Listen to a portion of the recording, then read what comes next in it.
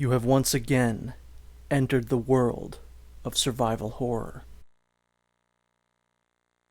Good luck! Alright, so as I said in the ending of the last video, we right now are basically in part 1 of the finale. I would say this video and the next video are really one big video that I split. So, yeah. Interesting times here. We're finally wrapping up our visit to the first Resident Evil game. We're going to put most of this stuff out, and the stuff that we need to have on us right now are the MO discs. Those are 100% the things that we need right now.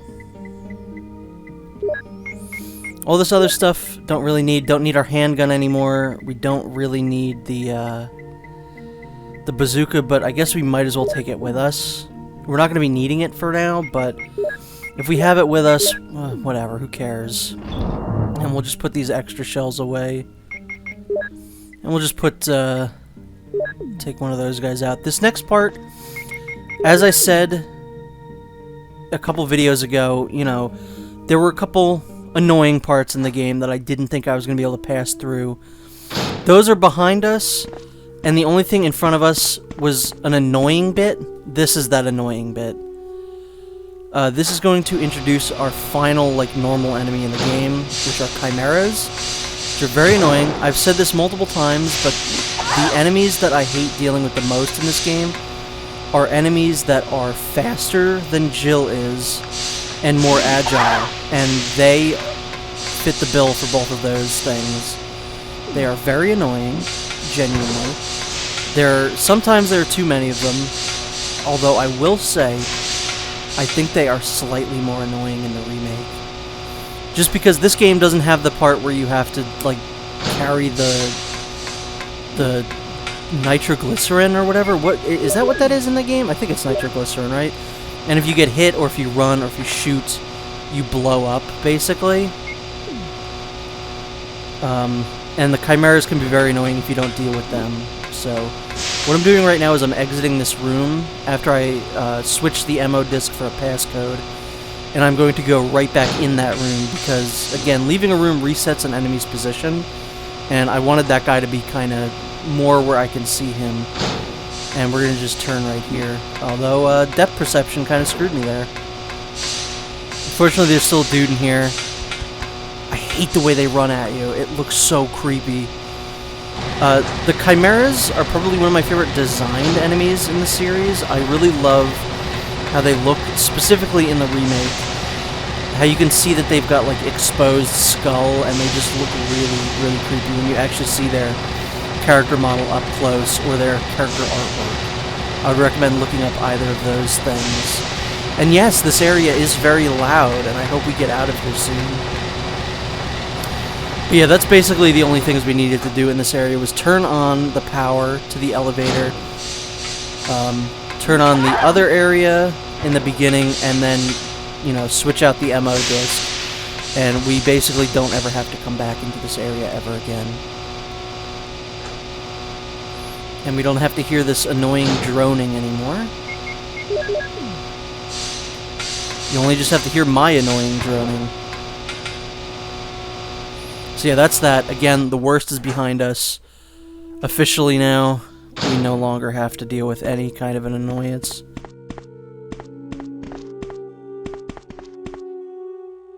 In terms of enemies, anyway, because this area is very annoying. This is a puzzle area, and I believe the camera angle is actually different in this version than it is from other versions. Because on the DS, I don't know why specifically I remember this, but the DS camera angle is different. So I screwed up that puzzle a couple times, and finally figured out a way that is actually comfortable for me to do this. And I did speed it up because there's no reason you need to sit through this. This is just very annoying. So yeah, this is the last, like, main puzzle that we have to deal with in this entire game, which is good. Although I did kind of just get stuck there. Again, this is the same kind of concept as the statue puzzle from earlier in the game. You have to put those boxes on top of those things, otherwise poisonous gas is going to come out. And you just want to make sure that they're, like, perfectly on there. Otherwise, some nonsense is going to happen. You really do need to be, like, very picky with where the boxes are located. I've had it on there sometimes where I feel like, oh, this is fine, this is great where these guys are. And then the gas will just come up anyway. So, it's very stupid. I do not like it. And in here is another password machine to pop the MO disc into. So yeah, one of the more annoying, time-consuming puzzles of the game is only not really required. It's just kind of optional. But again, if we want to get the best ending of the game, we have to do what we're doing with the MO discs. I guess to clarify, to get the best ending of the game, you have to make sure Barry is alive, and you need to save Chris. Making sure Barry's alive, you need to wait for him. I guess it's not really if he's alive. I guess it's to gain his trust, I guess. You have to wait for him in the hole. And again, this part is kind of unknown. I've seen one way or the other. You have to have him follow you in the caves, and you cover him instead of the other way around. Or no, he covers you. I've seen people say that that other part doesn't matter in the caves. I've seen people say it does matter. I've never tested it. I've never waited for him in the hole and then told him to, like, screw off in the caves or whatever. So, I don't know. The shotgun is now being put away because we don't need it anymore. The Colt Python and all of the Magnum rounds that we have are going to be what we're going to be using from now on. We are finally in that part of the game where the heavy weaponry is really going to be what we're gonna be using here. We're gonna probably take out as many explosive rounds as we can, some herbs. And that's about it. We are getting ready for the final confrontation here, which isn't bad. Again, I would say none of the bosses in this game are very hard. The final boss, well, the two final bosses are challenging, but they're not hard. And as long as you have enough herbs on you, the method I use always works. And I did not think that guy was going to be literally right there. So that was very annoying. That guy annoyed me. Okay, whiffed that one. That was nice. And there you go. I believe with the flame rounds, or with most of the grenades, one shot is all it takes to kill any of the zombies. And again, we're so late into the game, I don't mind, you know, quote-unquote, wasting ammo.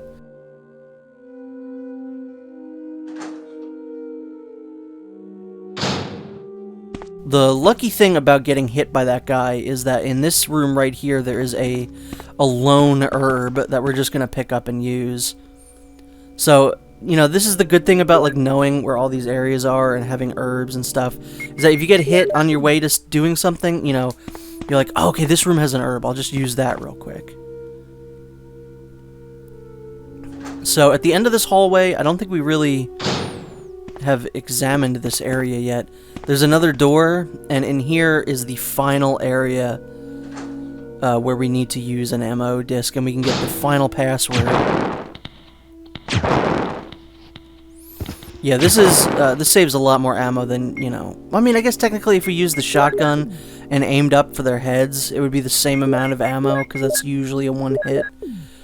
But, this is fine, too. I just love that. I love the way the grenade launcher works in this game. The classic games, the guns have such great noises. The T-virus. So yeah, it's not really until, like, way later on in the game that you start getting actual lore on what's going on here. You know, we learn about Umbrella, we learn about the T-virus. I guess you're kind of supposed to wonder, like, why there are so many zombies wearing, like, lab coats in the mansion.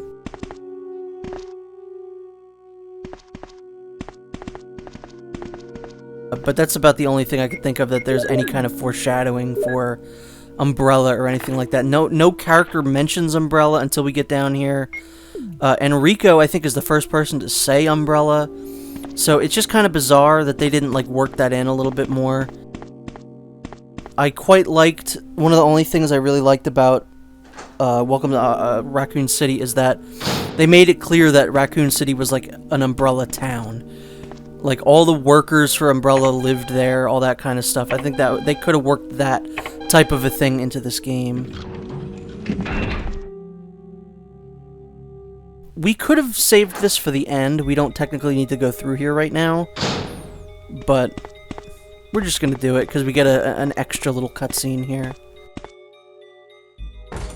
Jill? Is that you, Jill? Oh, Chris, you're alive! Of course. Damn it, we're in quite a predicament, Jill. I know, Chris. Anyway, I have to open this room. It doesn't work. Well, Chris, I'll be sure to come back and help you soon. Will you wait here? Thanks. I'll be waiting here for you. Chris sounds like Chris Sabat, the guy who voices Vegeta. Like, that sounded a lot like Yamcha. I'm sorry, but, you know. I think the guy who voiced Chris died, actually, like, not too many years after this game came out, which is a shame. But yeah, we didn't need to do that, technically, but, you know, why not? You get a little bit extra scenes there with Chris, who's a character we really haven't seen very much of at all at this point in the game. Please don't whiff this one. Thank you. So, we need to go back down into here, which is where the save room is. I don't know if I visit the save room. I feel like I do. I'm very anal about that kind of stuff. I probably take something out of here, right? Yep. There's no way that I pass by a save room without going into it. So I have a couple of healing items. I have tons of ammo for my Magnum, but we should probably still take out some explosive stuff here, because this is the final countdown, ladies and gentlemen. This is very close to the end of the game here. We're gonna need as much of this as we can, just stuff that does a lot of damage.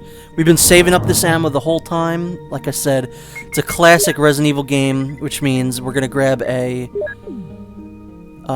Magnum and not use it until the very end of the game, and it is now finally time to do that. So right over to the right over here is where the elevator is that we powered on earlier in this video. Even though you still have to turn the switch on with it, I think is very bizarre. Jill!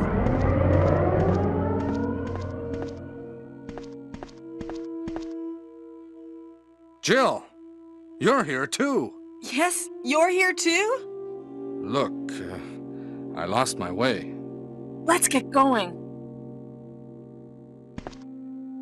It's acting very weird. Barry just kind of shows up at very opportune times, you know?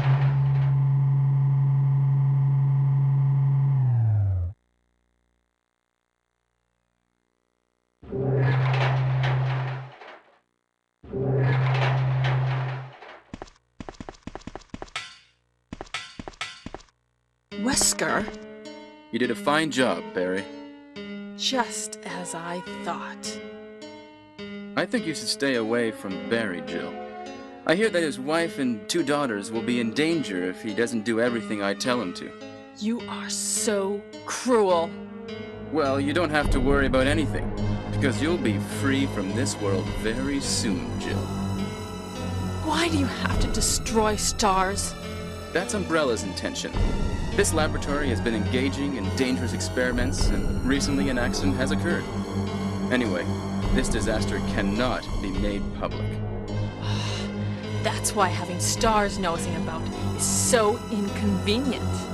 So you're a slave of Umbrella now, along with these virus monsters. I think you misunderstand me, Jill. To me, the monsters you mention mean nothing. I'm going to burn all of them together with this entire laboratory. I must complete my mission as ordered by Umbrella. Barry, go up on the ground and wait there. Barry! Barry's such a fool. He'll be under the control of Umbrella forever. How come both Umbrella and you can intimidate him by taking his family as hostages? Umbrella? Well, I intimidated him, but it had nothing to do with Umbrella.